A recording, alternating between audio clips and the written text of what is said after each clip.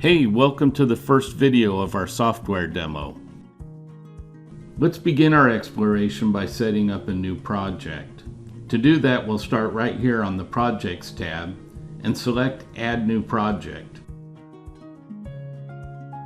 Okay, we're going to start off by giving our project a name.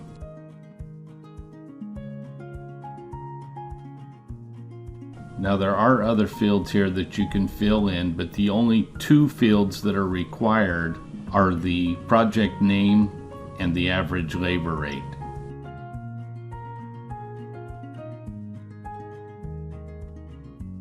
And then we'll select our type of schedule. In this case, we're going to do hourly scheduling. Unit tracking, which is the other option, will be covered a little bit further along. Once we select that, we'll just click Update, and the project will be added.